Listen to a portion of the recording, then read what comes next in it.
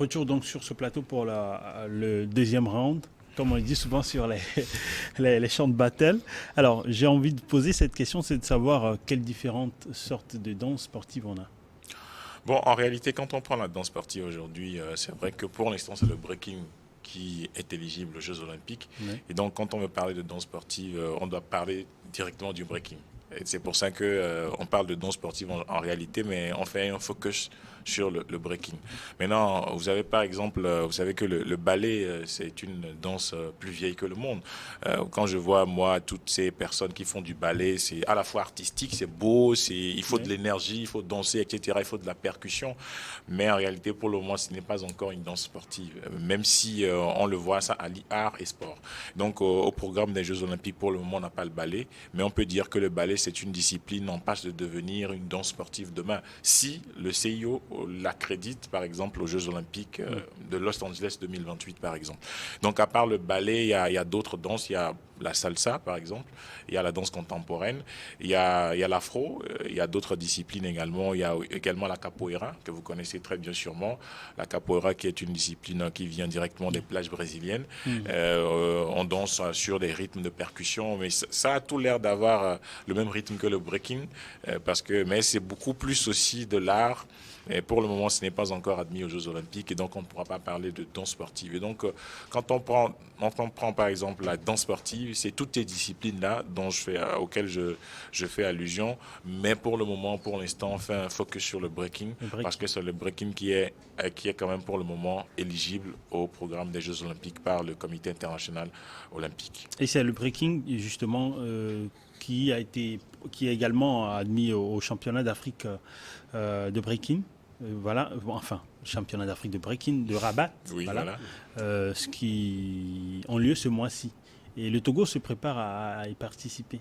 Oui, bien évidemment, le Togo se prépare à participer à ce championnat d'Afrique de breaking. C'est vrai que c'est limite, hein, et avec beaucoup de difficultés pour nous parce que il faut faire le choix des B-boys et Oui. B-girls.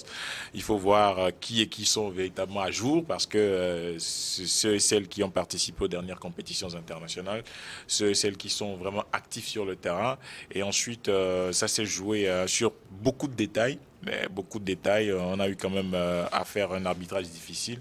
Maintenant, après, c'est une question de moyens aussi. Il faut voir les moyens rassemblés et au finish, rallier la compétition en tenant compte des forces en présence, les forces et faiblesses de chaque participant parce qu'il y a beaucoup de pays qui participent à ce championnat. Il y a le Bénin, le Ghana, la Côte d'Ivoire, la République démocratique du Congo, le Togo, le Oui. Maroc, l'Algérie, l'Ouganda, la République sud-africaine. Et Mm. donc, il y a beaucoup de pays qui participent à ce championnat. Mais je pense quand même qu'avec nos athlètes que nous amenons là-bas, on va pouvoir quand même essayer de tirer notre épingle du jeu. Vous y allez avec combien d'athlètes et dans les catégories vous avez des femmes et Bon, des hommes on a inscrit 4 athlètes. On a 2 B-boys et 2 B-girls. D'accord, Voilà. ok. Et vous attendez déjà, est-ce que vous avez eu à pouvoir faire des entraînements, des préparations? Vous parliez tout à l'heure de limites. Est-ce que le temps vous a permis de pouvoir faire cette préparation? De s'attendre à un résultat, bien sûr. Bon, à l'origine, le breaking n'a véritablement pas besoin d'encadrement. Vous savez que dans les ghettos, quand les gens font les battles, il n'y a personne pour dire, bon, tu danses bien, Ouais. on fait comme ça, fais ce style, etc. En fait, c'est des gens qui sont dans l'autodidacte. C'est-à-dire, ils sont en train de s'entraîner eux-mêmes, Mhm. ils font les battles, et puis, bon, ils se jugent. C'est-à-dire, il y a quand même des personnes qui sont là. Mais en réalité, avec la professionnalisation du secteur, on a véritablement besoin d'encadreurs. Ça, il faut le dire, de coachs, etc. Et donc, actuellement, on est en train de, par rapport à la sélection que nous avons faite au niveau de ces 4 athlètes, je pense que dans les prochaines semaines, parce que c'est vraiment limite, comme je vous l'ai dit, la date, on va véritablement les mettre sous un programme restreint de quelques jours pour Oui. leur permettre de se mettre dans le bain de ce qui va se passer du côté de Rabat. Mais pour l'instant, on est en train de visualiser les vidéos de toutes ces personnes qui se sont inscrites aussi, des B-boys comme B-girls, pour voir leurs forces et faiblesses et voir en quoi ils sont complets, parce que le breaking est là, mais chacun sa spécialité. Des gens sont spécialistes du footwork, par exemple, et ils sont champions dedans, mais d'autres, c'est le power move, d'autres, c'est le freeze. Et donc, il y a d'autres qui sont complets. Vous comprenez, il y a Ouais. d'autres qui sont complets. Bon, c'est vrai que c'est des termes techniques. J'espère que les téléspectateurs auront l'occasion de pouvoir voir véritablement de quoi on parle, parce que bon, les gens crient, les gens voient les figures, etc. Mais au niveau du jugement, Mhm. le jury quand même essaie de tenir compte de beaucoup de paramètres techniques. Justement, comme dans beaucoup de, je pense comme dans toutes les activités sportives, et même justement en parlant d'encadrement tout à l'heure, vous évoquiez vous évoquiez le fait que ces athlètes puissent se jauger eux-mêmes, s'entraîner eux-mêmes, et qui parle de compétition parle également d'arbitrage et puis de critères. Et j'ai envie de demander sur quels critères on pourra jauger et donner les notes et avoir un gagnant. Je vous pose la question d'abord. Ok, merci. Bon, déjà, il faut savoir que ce qui va se passer au JO à Paris 2024, c'est spécifiquement du 1 contre Démonstration. 1. Ah, ok. Non, des battles 1 contre 1 dans ce que nous appelons one-on-one ou one versus one. Et puisque, en fait, c'est une discipline qui peut se pratiquer aussi dans groupe contre groupe. Ça peut être 2, 3 personnes, voilà. Mais à Paris, ce sera du 1 contre 1. Donc, au Maroc aussi, ce sera dans la même veine que les qualifications vont se faire. Alors, quels sont les critères? Alors, comme et l'homme l'a dit, en fait, c'est une danse qui est très dense, si je peux me permettre. Okay. Et donc, même, je vous ai cité quelques compétitions internationales où même les critères de jugement ne sont pas tout à fait les mêmes. Mais ce qui revient souvent et qui est en train d'être admis au niveau du CEO, et au niveau du CIO, ouais. voilà, c'est vraiment d'abord le côté physique, puisque nous parlons d'un sport. Donc, nous, dans le jargon, nous appelons ça l'exécution. Il faut être en bonne condition physique pour pouvoir exécuter correctement les mouvements. Maintenant, on va parler aussi de l'originalité, parce que ça reste un art. Et un art, on veut voir comment dit-on, l'empreinte voilà, de l'artiste qui est en train de prester. Et ensuite, le troisième critère qui est généralement admis. Alors là, je ne parle pas forcément des Jeux olympiques, mais je parle en général. Okay. Le troisième critère qui est admis, c'est la musicalité.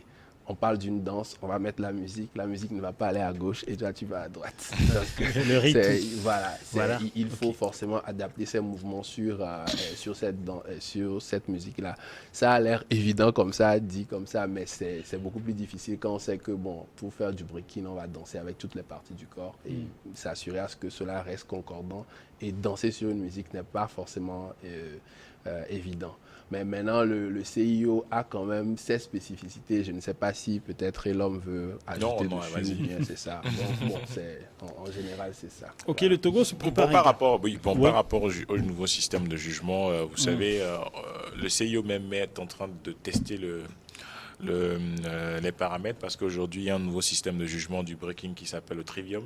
C'est avec ça qu'on juge maintenant. Aujourd'hui, on a des gens qui vont juger. Le jury est là, mais c'est beaucoup plus des machines qui vont pouvoir encaisser les points, voir voilà, telle figure a été bien faite ou pas. Et puis, il y a des fautes qu'on sanctionne par rapport aux fautes. Si vous faites une figure en freeze, par exemple, vous ne retombez pas bien, ou vous faites du power move, ou vous avez fait une petite faute, ça vous fait des points en moins. Donc, en réalité, c'est des critères auxquels les b-boys et b-girls vont devoir aussi s'arrimer, parce que c'est tout nouveau pour eux. Donc, on est quand même en train d'apprendre au jour le jour. Oui, alors, le Togo s'apprête également à participer aux Jeux de la francophonie dans la capitale congolaise, Kinshasa. Et dites-nous, qui sont les athlètes qui vont représenter le pays ? Bon, il faut Vous en avez combien ?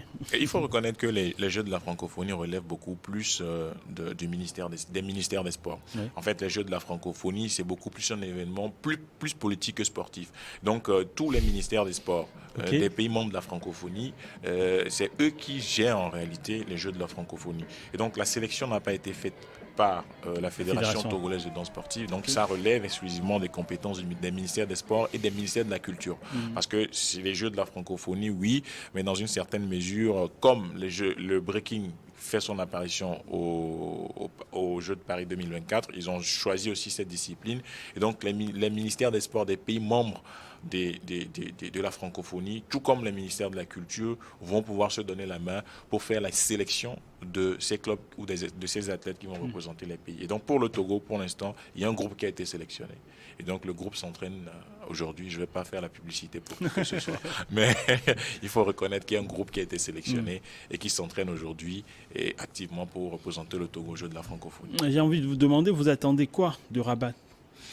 Rabat, Le premier pas à l'international en tant que danseur professionnel, une expérience tout court? non, pas une expérience tout court, mais vous savez, on est en train de rêver de notre participation aux Jeux Olympiques de Paris 2024. Rabat, c'est le passage obligé pour Paris. Et donc, les meilleurs, le premier b-boy qualifié au niveau de Rabat, c'est celui qui arrive sur le podium en médaille d'or et qualifié directement pour les Jeux de Paris. Et aussi, même chose au niveau des big girls, c'est-à-dire la première big girl, médaille d'or, est qualifiée directement pour les Jeux de Paris. Maintenant, le reste va dépendre du système de ranking. Donc, il y a 5 meilleurs qui seront sélectionnés parmi toutes les catégories.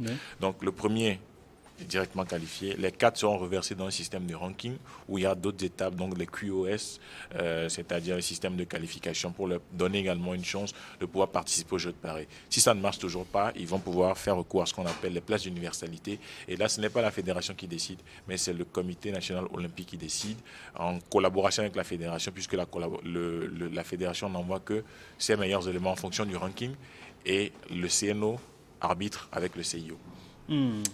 Alors, vous voyez, les Jeux de Rabat, après les Jeux Olympiques, est-ce que, au-delà de ces compétitions internationales, vous avez bien sûr des perspectives pour votre domaine, ce secteur au Togo? Oui, les perspectives, c'est, comme je l'ai dit d'entrée, c'est de professionnaliser la structure. Donc, on a un projet de restructuration de la filière du breaking au Togo. Donc, ce projet aura lieu fin 2023. Et surtout, je pense, le dernier semestre de l'année, en tombant dans le premier trimestre de l'année 2024 pour entrer dans les Jeux de Paris. Donc, on va essayer de sortir aussi la tête pour faire une tournée nationale, pour faire des ateliers d'initiation au breaking, des conférences, etc. Et voir aussi avec les clubs, parce que ça va coïncider avec la mise en place des structures décentralisées au niveau du pays pour que le breaking rentre beaucoup plus dans les contrées, dans les communautés et aussi à l'école. Donc c'est un projet que nous sommes en train de porter présentement. Donc on travaille activement dessus. Si tout va bien, dans le dernier semestre de l'année 2023, ça va pouvoir démarrer fortement en collaboration avec certaines mairies de l'intérieur du pays aussi et avec d'autres structures. Alors, j'ai envie de poser la question. No Limites, c'est ça, votre association? Tout à fait. Ouais. Tout à fait. Alors, comment est-ce que vous aidez la fédération? Alors, sinon, le secteur, même en général. Ok, d'accord. Bon, il faut dire, No Limites existe quand même depuis 2007 en tant que groupe, puis on s'est formalisé. C'est énorme. Voilà. Bon, à la base, c'était juste un groupe qui faisait des prestations en termes de danse. Et bon, justement, en amont au travail que fait maintenant la fédération, on avait déjà constaté que bon, ce secteur-là, il était laissé sans grande activité, sans structure. Et nous, ce que nous avions entrepris de faire, c'était vraiment de promouvoir cette danse parce que c'était important pour nous que ça ne s'éteigne pas. Dans les autres pays, il y avait beaucoup de choses qui se passaient, mais pas vraiment au Togo. Alors, on avait déjà commencé à organiser nous-mêmes, en tant que danseurs, mais à organiser des événements qui rassemblent donc les adeptes de cette danse, tout en montrant à ceux qui ne connaissent pas de quoi il s'agit. Et on a eu, en tout cas, la chance et l'opportunité de travailler avec beaucoup de danseurs dans la sous-région qui a donné naissance plus tard à notre événement phare qui est le All Star Battle, qui aujourd'hui est un festival qui réunit beaucoup de pays. Donc, pour cette année, nous aurons 9 pays. Et de façon très pratique, nous procédons en termes de conférences pour parler un peu de ce que nous faisons, d'ateliers pour enseigner cette danse-là à ceux qui veulent s'y essayer, et puis de battle, que ce soit en un contre un ou en groupe contre groupe que nous faisons. Et nous avons aussi dernièrement ajouté un autre aspect qui n'est pas vraiment connu, qui est les spectacles de création. Parce qu'un danseur de breaking aujourd'hui peut faire une pièce et qui peut être placé sur des festivals, qui peut tourner. Donc c'est un peu ce que nous faisons en termes de sensibilisation. Maintenant, aujourd'hui, on a la chance de travailler avec le partenaire et nous-mêmes, nous faisons partie de la fédération. Donc nous avons l'opportunité de beaucoup plus, je vais dire, coordonner ces activités-là pour atteindre ces objectifs communs. Alors, j'ai une question pour vous, et je l'ai également pour la même chose. Je vais vous poser la même chose, Elom. Sur le terrain, vous avez eu affaire à quelle sorte de difficultés? Sur le terrain, quelle sorte de difficultés? Vous savez, dans la communauté, c'est pas comme si c'était accepté de pouvoir laisser un enfant ou encore un jeune s'adonner à la danse, voilà, un truc comme ça. Dans les communautés. Tout à fait. Alors, vous venez même de toucher la toute première difficulté qui est de faire accepter en fait cette danse dans nos cultures. Parce que, je l'ai dit, ça vient des ghettos, donc forcément on l'associe au banditisme, sauf qu'on ne voit pas que dans l'exemple que j'ai donné, c'est plutôt une danse qui a permis aux jeunes de ne pas sombrer dans cette délinquance-là et puis voilà, de rater, de passer à côté de leur vie. Donc la première difficulté, c'est de se faire accepter. Alors, comment est-ce que nous procédons? Nous donnons notre exemple. Nous passons par des gens qui ont pratiqué ou qui pratiquent cette danse-là. Moi, je donne souvent l'exemple. Jusqu'à très récemment, j'ai travaillé en tant qu'employé de banque. J'ai travaillé pendant 10 ans dans une structure bancaire, alors que j'ai commencé à danser à 14 ans. Donc pour moi, mon adolescence, ma jeunesse, c'était vraiment la danse. Et lorsque vous m'approchez, vous me parlez de sortir, d'aller faire des activités, voilà, ça ne m'intéressait pas. Moi, j'étais canalisé par cette danse-là parce que c'est vraiment quelque chose de passionnant. Donc votre énergie est dedans. Donc quand je ne danse pas, je suis à l'école. Donc, j'ai fait les deux ensemble et aujourd'hui, moi, je pense que c'est même un moyen de... Vous savez, quand on est jeune, on a beaucoup d'énergie et il faut être canalisé. C'est même un moyen qui permet d'être vraiment canalisé et de s'adonner à l'essentiel. Donc, c'est sûr, nous passons par des sensibilisations pour leur montrer qu'écoutez, il y a des gens qui dansent, mais qui font quand même du sérieux. Donc, c'est quelque chose qui peut aider à l'épanouissement. Donc, ça, c'est le premier aspect. Le deuxième aspect, c'est plutôt... Par rapport, alors, pour organiser ce que nous faisons, on a besoin de partenaires, que ce soit des institutions, des partenaires financiers et tout.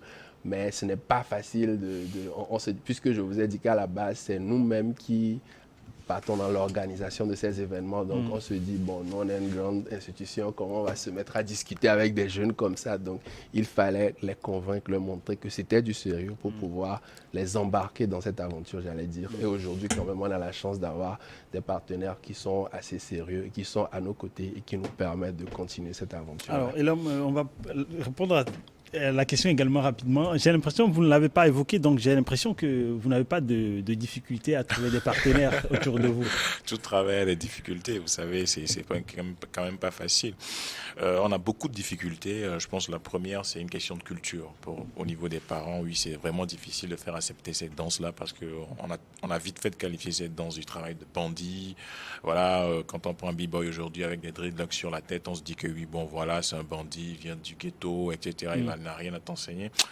Il n'a rien, à enseigner à ma fille ou à mon fils. Et donc, très vite, bon, il y a une caricature qui se fait.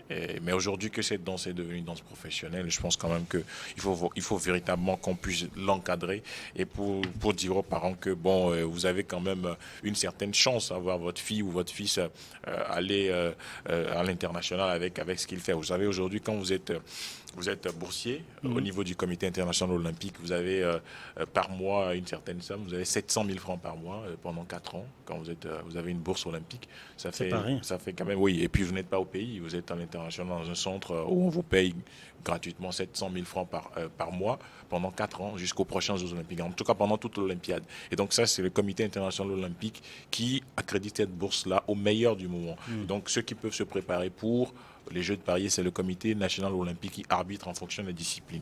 Donc quand votre enfant a ça, votre fils a ça, en plus des études qu'il fait, en plus du centre sportif, je pense quand même que ça fait un beau pactole pour pouvoir gérer sa petite carrière. Et en ce qui Maintenant, concerne après, les partenaires, oui, c'est difficile, comme Stéphane l'a dit. Vous savez, on n'a pas encore véritablement fait accepter cela dans beaucoup de structures, c'est quand même difficile, mais on essaie quand même de le faire parce que je pense que le breaking a un bel avenir et si les partenaires s'y mettent, si les gens associent davantage leur image, je crois qu'ils vont faire une émulation au niveau de la jeunesse togolaise. Merci Elom d'être passé dans Sport Magazine.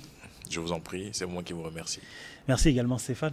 Merci pour l'invitation. Alors, on espère avoir une autre occasion de pouvoir parler de ce secteur également et parler d'autres compétitions et d'autres projets.